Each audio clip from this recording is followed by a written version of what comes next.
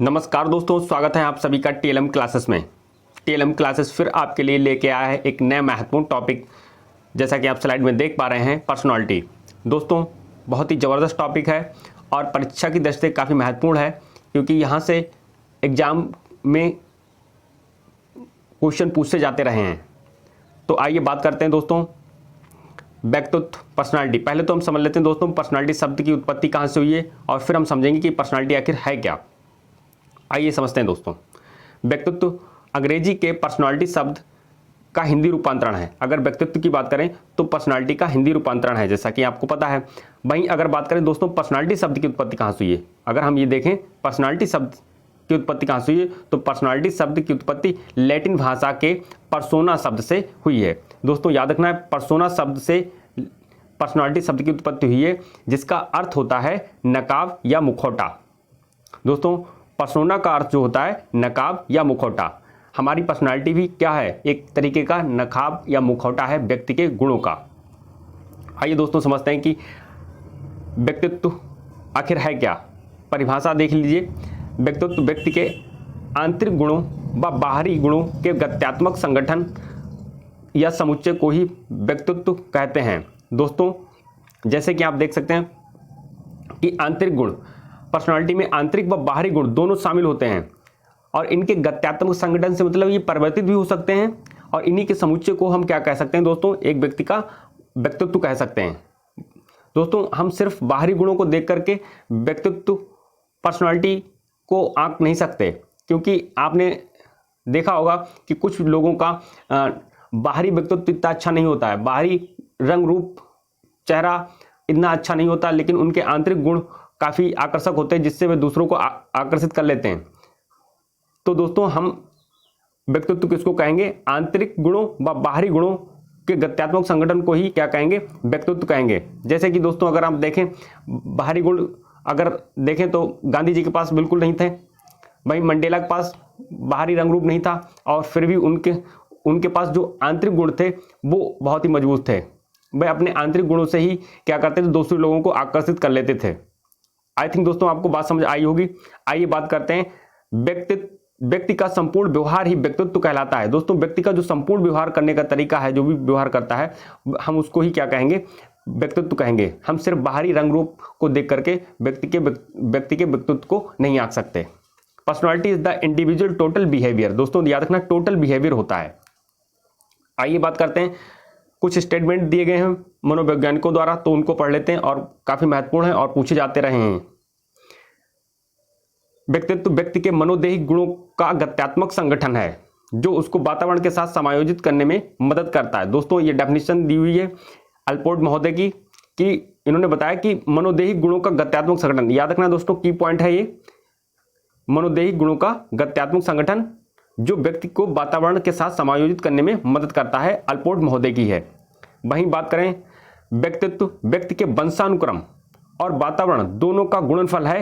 यह डेफिनेशन है वुडवर्थ की, ये स्टेटमेंट वुडवर्थ महोदय का है। वहीं बात करें दोस्तों, वंशानुक्रम और वातावरण, जैसा कि हमें कुछ गुण हमारे जो होते हैं वो वंशानुक्रम से प्राप्त होते हैं और बाकी हम वातावरण से सीखते हैं, तो दोनों का जो गुणनफल है दोस्तों, याद रखना है, वो वुडवर्थ ने कहा है। वहीं व्यक्तित्व व्यक्ति के जन्मजात व अर्जित प्रवृत्तियों का योग है, ये बात कही है वैलेंटाइन महोदय ने। वैलेंटाइन ने बताया कि जो व्यक्ति के जन्मजात कुछ जन्म से लेके और कुछ अर्जित करता है, उन दोनों के योग को ही क्या कहेंगे, हम व्यक्तित्व कहेंगे। दोनों के योग को ही व्यक्तित्व कहेंगे। ऐसा व्यक्तित्व जो जन्म से लेकर के कुछ गुण लेके आता है और कुछ अर्जित करता है, इन समाज से सीखता है, सोसाइटी से सीखता है, अपने वातावरण से सीखता है, उन सबके योग को हम कहेंगे क्या, व्यक्तित्व कहेंगे। ये जो स्टेटमेंट दिया है वैलेंटाइन महोदय द्वारा दिया गया। तीनों के तीनों स्टेटमेंट दोस्तों बहुत ही महत्वपूर्ण है, याद रखना, इसीलिए इनको यहाँ पर लिया गया, कहीं ना कहीं ये एग्जाम में पूछे गए हैं। आइए बात करते हैं व्यक्तित्व के प्रकार की, टाइप ऑफ पर्सनालिटी। दोस्तों सबसे पहले बात कर लेते हैं दार्शनिकता के आधार पर, कपिल मुनि द्वारा दर्शन के आधार पर इन 3 प्रकार में बांटा गया है। अगर बात करें दार्शनिकता के आधार पर, कपिल मुनि द्वारा 3 प्रकार में पर्सनालिटी को डिवाइड किया गया है। आइए समझते हैं। सतोगुणी वो लोग होते हैं जो धार्मिक प्रवृत्ति वाले होते हैं, धर्म से संबंधित पूजा पाठ करना, जैसे पुजारी।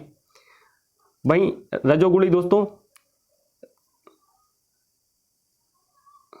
रजोगुणी ऐश्वर्य व सुंदरता प्रेमी होते हैं, जैसे राजा होता है ऐश्वर्य, ऐसे लोग जो धनवान होते हैं और उन्हें सुंदरता प्रेमी, नाच गाना, ये सारी चीज़ें पसंद होती हैं, तो दोस्तों ये क्या कहलाते हैं, रजोगुणी। वहीं दोस्तों अगर बात करें तमोगुणी की, तो तमोगुणी क्या होता है, लड़ाई झगड़ा करने वाला, शराब पीने वाला, ऐसा व्यक्ति जो तमाम बुराइयां उसके व्यक्तित्व में देखी जाती हैं, तो दोस्तों उसे कहते हैं हम तमोगुणी। आई थिंक दोस्तों बातें क्लियर हुई होंगी। आइए बात करते हैं दूसरा, जो मनोवैज्ञानिक आधार पर युंग महोदय ने व्यक्तित्व का वर्गीकरण किया है। दोस्तों ये सारे क्वेश्चन पूछे जाते हैं, आपसे पूछा जाएगा कि दार्शनिकता के आधार पर किस मनोवैज्ञानिक ने व्यक्तित्व को बांटा है, तो आप टिक करेंगे कपिल मुनि महोदय ने। वहीं अगर बात करें मनोवैज्ञानिक आधार पर किस व्यक्ति ने, किस मनोवैज्ञानिक ने व्यक्तित्व का वर्गीकरण किया है, तो आप लगाएंगे टिक युंग महोदय ने। युंग महोदय, ये दोस्तों बहुत ही इंपॉर्टेंट है, क्योंकि युंग ने जो इसको बांटा है, तो ये 2 प्रकार में बांटा है और इसे आधुनिक में सर्वोत्तम माना जाता है। दोस्तों ये लिखा है कि आधुनिक में इसको सर्वोत्तम माना जाता है, जो वर्गीकरण किया है युंग महोदय ने, इसे सर्वोत्तम माना जाता है आधुनिक में। आइए दोस्तों बात करते हैं कि युंग महोदय ने इसे 2 प्रकार में बांटा है, इसको 2 प्रकार में बांटा है, व्यक्तित्व का वर्गीकरण 2 प्रकार में किया है, जो निम्नलिखित है। आइए बात करते हैं दोस्तों, एक है अंतर्मुखी और एक की बात करें तो एक है बहिर्मुखी। तो दोस्तों आइए पहले समझ लेते हैं अंतर्मुखी। अंतर्मुखी की अगर बात करें तो ऐसे व्यक्तित्व का व्यक्ति जो अपनी ओर केंद्रित रहता है, ऐसा व्यक्ति जो अपनी ओर केंद्रित रहता है, अर्थात अगर हम बात करें दोस्तों, वह अपने बारे में सोचता है, अपनी चीज़ों के बारे में, अपने गुणों के बारे में, अपने व्यक्तित्व के बारे में जानकारी रखता है, साथ ही स्वयं में डूबे हुए एकांकी एवं चिंतनशील होता है। वह चिंतनशील होता है, विचार करता है, स्वयं में डूबा रहता है हमेशा। ऐसा व्यक्तित्व, ऐसे व्यक्तियों का व्यक्तित्व अगर बात करें, ऐसे व्यक्ति का विकास बाह्य रूप से ना होकर आंतरिक रूप से होता है। ऐसे व्यक्ति अच्छे लेखक होते हैं परंतु अच्छे वक्ता नहीं होते, क्योंकि दोस्तों उनका झुकाव बाहर ना होकर के वह अंदर होता है, इसलिए वे एक अच्छे लेखक होते हैं लेकिन एक अच्छे वक्ता नहीं होते हैं। जैसे दोस्तों उदाहरण के तौर पर लें तो लेखक, वैज्ञानिक, दार्शनिक और डॉक्टर, ये ऐसे पर्सनालिटीज़ होती हैं दोस्तों जिनका झुकाव अंदर की ओर होता है, स्वयं में डूबे होते हैं, इनको बाहरी दुनिया से थोड़ा सा कम मतलब होता है। आइए दोस्तों बात करते हैं दूसरा, बहिर्मुखी। युंग महोदय ने बहिर्मुखी के बारे में कुछ गुण बताए हैं जो बहिर्मुखी में पाए जाते हैं। दोस्तों यहां से ही क्वेश्चन पूछ लिया जाता है। आइए बात करते हैं बहिर्मुखी।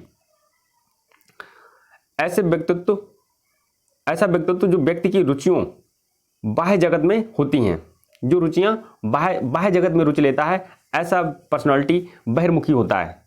आइए और समझते हैं इसको। ऐसे व्यक्ति आशावादी होते हैं, प्रसन्नचित्त होते हैं और सामाजिक प्रवृत्ति वाले होते हैं। समाज में दोस्तों वो घुले मिले होते हैं। ऐसे व्यक्ति चिंता मुक्त होते हैं, इन्हें बहुत ज़्यादा चिंता नहीं होती, संवेदनशील होते हैं, दूसरों के भाव को समझ लेते हैं, दूसरों को भाव को समझने की काफ़ी रुचि होती है इनकी। धारा प्रभाव बोलने वाले होते हैं, क्योंकि इनका जो मोमेंट होता है गुणों का, सोचने समझने का तरीका जी थोड़ा सा बाहर होता है, लोगों को समझने का तरीका होता है, दूसरों की समस्या को सॉल्व करने में ज़्यादा इंटरेस्ट लेते हैं। वहीं ऐसे व्यक्ति वातावरण के साथ आसानी से अनुकूलन कर लेते हैं, आसानी से कहीं भी जाते हैं तो दोस्तों ढल जाते हैं। ऐसे व्यक्ति निसंकोची, मिलनसार और समस्याओं में अधिक रुचि लेने वाले होते हैं।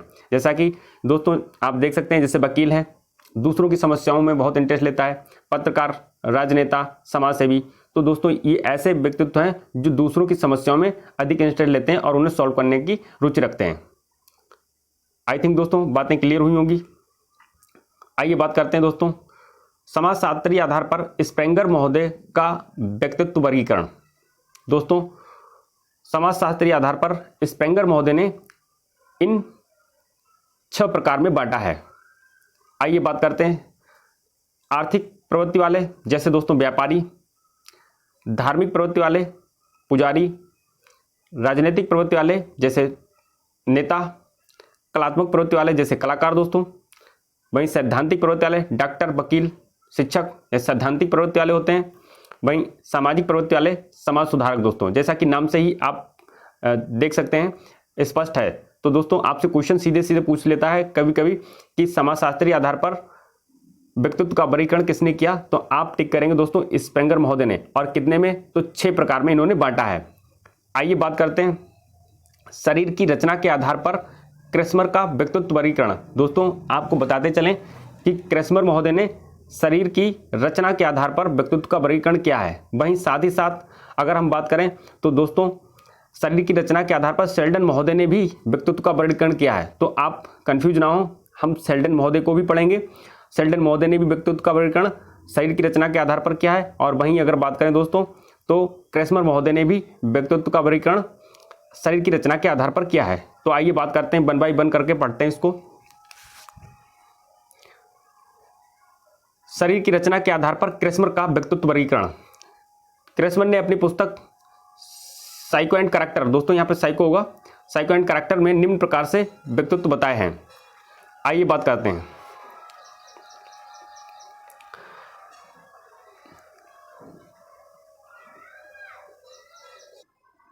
आइए, पुस्तकाय खिलाड़ी, पुस्तकाय खिलाड़ी एथलेटिक टाइप।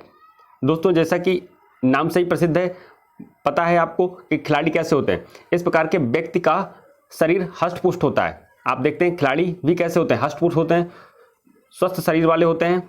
इनका सीना चौड़ा, उभरा हुआ, लंबे, भुजाएं मजबूत होती हैं। ऐसे लोग में समायोजन की क्षमता अधिक होती है। दोस्तों जैसा कि जाहिर है खिलाड़ी कैसे होते हैं, खिलाड़ी का आप इमेज अगर देखें तो हष्ट-पुष्ट होते हैं, शरीर से अच्छे होते हैं, तगड़े होते हैं, मजबूत होते हैं दोस्तों। और ऐसे व्यक्ति जब मजबूत आपके पास बल होगा तो आप जाहिर सी बात है दोस्तों क्या करेंगे कि समायोजन की क्षमता इनके पास अधिक होती है। तो ऐसे शरीर वाले दोस्तों क्या कहलाएंगे, पुस्तकाय यानी एथलेटिक टाइप कहलाएंगे। आइए बात करते हैं, सेकंड टाइप इन्होंने बताया है शक्तिहीन कृषिकाय प्रकार, जिसे शक्तिहीन बोल सकते हैं। तो दोस्तों आपसे क्वेश्चन में आपको शक्तिहीन नहीं दिया होगा, कृषिकाय प्रकार दिया होगा, इसे याद रखना है। बस इसको हम थोड़ा सा ट्रांसलेट किए हैं। तो दोस्तों कृषिकाय प्रकार, ऐसे व्यक्ति लंबे, शरीर से पतले होते हैं, वहीं सीना छोटा सा, पेट पीठ में लगा हुआ, बहुत ज़्यादा मोटे नहीं होते हैं, पतले होते हैं, ऐसे होते हैं। ऐसे व्यक्ति दूसरों की आलोचना करना ज़्यादा पसंद करते हैं, क्योंकि इनके बस की बात तो कुछ होती नहीं दोस्तों। तो ये क्या करते हैं, दूसरों लोगों की आलोचना करते हैं। तो ये कृषिकाय प्रकार के होते हैं। तो दोस्तों याद रखना, यहाँ से क्वेश्चन पूछा जाता है, इनके जो गुण होते हैं इन्हीं से क्वेश्चन बना करके एग्जामिनर में पूछे जाते हैं। आइए बात करते हैं थर्ड टाइप, स्थूलकाय प्रकार। इसको हम नाटा कह सकते हैं। तो पिकनिक टाइप, ऐसे व्यक्ति मिलनसार होते हैं, इनका कद छोटा, मोटा शरीर, चर्बी वाला होता है। ऐसे व्यक्ति सामाजिक व विनोद प्रिय होते हैं। दोस्तों जैसा कि लिखा है, सामाजिक व विनोद प्रिय होते हैं और मिलनसार होते हैं। दोस्तों आपने देखा होगा कि कुछ बच्चे होते हैं जो स्कूल में जाते हैं और एक ही दिन में 2 3 4 5 टेढ़े अपने दोस्त बना लेते हैं। तो दोस्तों ऐसे दोस्त क्या होते हैं, ऐसे व्यक्ति क्या होते हैं जो जल्दी दूसरे लोगों में घुल मिल जाते हैं, उनसे दोस्ती कर लेते हैं। तो ऐसे लोग स्थूलकाय प्रकार के होते हैं। आई थिंक दोस्तों बातें क्लियर हुई होंगी। बात करते हैं विशालकाय, डिस्प्लास्टिक, विशालकाय। इस श्रेणी में उन व्यक्तियों को रखा जाता है जिसमें किसी प्रकार का स्पष्ट गुण नहीं होता है। तो दोस्तों ये मिश्रित होते हैं, जैसा कि अभी हम 3 टाइप पढ़ चुके हैं। इन तीनों टाइपों का मिश्रण, जैसा कि आप देख सकते हैं दोस्तों, पुस्तकाय खिलाड़ी और वहीं कृषिकाय और स्थूलकाय, इन तीनों का मिश्रण दोस्तों इसमें होता है। इसमें कुछ चीज़ें स्पष्ट नहीं होती हैं, तो ऐसे दोस्तों कहलाते हैं विशालकाय यानी डिस्प्लास्टिक श्रेणी में रखे जाएंगे। आइए बात करते हैं दोस्तों, जैसा कि हमने बात की थी कि शेल्डन महोदय ने भी व्यक्तित्व को शरीर रचना के आधार पर बांटा है। आइए बात करते हैं दोस्तों, इन्होंने शेल्डन महोदय ने शरीर रचना के आधार पर व्यक्तित्व को वर्गीकरण किया है। आइए बात करते हैं एक्टोमार्फिक, एंडोमार्फिक और मेजोमार्फिक। इन्होंने 3 प्रकार में बांटा है। आइए बात करते हैं एक्टोमार्फिक लंबाकार, वहीं एंडोमार्फिक गोलाकार, वहीं मेजोमार्फिक आयताकार। तो दोस्तों एक्टोमार्फिक का क्या क्वालिटी होती है, ये स्वभाव इनका अंतर्मुखी होता है। दोस्तों हम पढ़ चुके हैं अभी अंतर्मुखी क्या क्वालिटी होती है। अंदर अंदर की ओर उन्मुख होते हैं दोस्तों। ऐसे व्यक्ति अपने बारे में विचार करते हैं, अपनी समस्याओं को सुलझाने के बारे में विचार करते हैं, इन्हें दूसरों से थोड़ा सा कम मतलब होता है। ऐसे दोस्तों क्या कहलाते हैं? एक्टोमार्फिक यानी लंबाकार। वहीं बात करें एंडोमार्फिक, गोलाकार दोस्तों, स्वभाव हंसमुख प्रवृत्ति का होता है, जल्दी लोगों में घुल मिल जाते हैं, लोगों से बात करना ज़्यादा पसंद करते हैं। तो ऐसे दोस्तों क्या कहलाएंगे? एंडोमार्फिक यानी गोलाकार कहलाएंगे। वहीं मेजोमार्फिक की अगर बात करें तो आयताकार, यानी स्वभाव इनका क्रोधी टाइप सा होता है, थोड़ा मजबूत होते हैं। ऐसे व्यक्ति मजबूत होते हैं, बाहुबल ठीक ठाक होता है, एनर्जी लेवल अच्छा होता है। तो दोस्तों ये क्या कहते, ये स्वभाव के क्रोधी होते हैं, जल्दी लोगों पर क्रोध कर जाते हैं। तो ऐसे लोग मेजोमार्फिक कहलाते हैं। आई थिंक दोस्तों बातें क्लियर हुई होंगी। आइए बात करते हैं शरीर के प्लाज्मा के आधार पर हिप्पोक्रेटस का व्यक्तित्व वर्गीकरण। दोस्तों बहुत इंपॉर्टेंट है। तो सबसे अगर पहले बात करें तो शरीर के प्लाज्मा के आधार पर हिप्पोक्रेटस का वर्गीकरण जो हिप्पोक्रेटस महोदय ने दिया है, सबसे पहले व्यक्तित्व का वर्गीकरण हिप्पोक्रेटस द्वारा ही किया गया था दोस्तों। तो ये लाइन आपको याद रखनी है कि हिप्पोक्रेटस महोदय ने सबसे पहले व्यक्तित्व का वर्गीकरण किया था। वहीं बात करें दोस्तों इनके वर्गीकरण को देख लेते हैं। इन्होंने टाइप बताए हैं मिलनहॉलिक, क्लेरिक, संगुआइन और फ्लेगमेटिक। इन 4 टाइप में इन्होंने वर्गीकरण किया है व्यक्तित्व का। तो आइए बात करते हैं। मिलनहॉलिक होते हैं दोस्तों, मिलनहॉलिक होते हैं दोस्तों काले पित्त वाले, यानी ऐसे व्यक्ति निराशावादी व उदास होते हैं दोस्तों। ऐसे व्यक्ति क्या होते हैं? निराशावादी व उदार प्रवृत्ति के होते हैं दोस्तों। देख सकते हैं निराशावादी यानी हर चीज़ में निराश हो जाते हैं, कितनी भी कोई चीज़ अच्छी ला के दो इनको, फिर भी ये क्या महसूस करते हैं? उदासी ही महसूस करेंगे, निराशा ही महसूस करते हैं। तो दोस्तों ऐसे व्यक्ति क्या कहलाएंगे? मिलनहॉलिक यानी काले पित्त वाले कहलाते हैं। वहीं बात करें क्लेरिक पीले पित्त वाले। ऐसे व्यक्ति संवेगात्मक रूप से दोस्तों क्या होते हैं? कमजोर होते हैं, चिड़चिड़े जैसे, बेचैन रहते हैं, हमेशा किसी काम को लेकर के बेचैन रहेंगे और गुस्सैल प्रवृत्ति के होते हैं दोस्तों। इनकी क्वालिटी से ही कुछ क्वेश्चन एग्जाम में पूछे जाते रहे, तो याद रखना दोस्तों, इनकी क्वालिटी को ही थोड़ा सा याद रखना है। वहीं बात करें दोस्तों संगुआइन अधिक रक्त वाले, जैसा कि नाम से प्रसिद्ध है संगुआइन और अधिक रक्त वाले, इनके पास अधिक रक्त होता है, तो जिसके कारण ये संवेगात्मक रूप से स्थिर होते हैं दोस्तों, प्रसन्न और आशावादी होते हैं। हर चीज़ में ये एक आशा की किरण ढूंढ लेते हैं काम को करने की। और वहीं अगर बात करें दोस्तों मिलनहॉलिक, ये निराशावादी होते हैं, किसी का काम को ना करने के लिए ये कोई ना कोई बहाना ढूंढते रहते हैं। बल्कि वहीं जबकि अगर बात करें संगुआइन में, तो ये आशावादी होते हैं और हर काम को किसी भी तरीके से करने की इच्छा रखते हैं। वहीं बात करें फ्लेगमेटिक, कफ पित्त वाले होते हैं। ऐसे व्यक्ति मंदबुद्धि होते हैं, निष्क्रिय होते हैं, किसी भी काम में मन नहीं लगाते हैं, शारीरिक रूप से कमजोर होते हैं और संवेगात्मक रूप से सशक्त व शांतचित्त होते हैं। तो ऐसे दोस्त क्या कहलाएंगे? फ्लेगमेटिक टाइप कहलाएंगे। तो इन 4 टाइपों को याद रखना है दोस्तों। हिप्पोक्रेटस महोदय द्वारा इन मिलनहॉलिक, क्लेरिक, संगुआइन और फ्लेगमेटिक में बांटा गया है।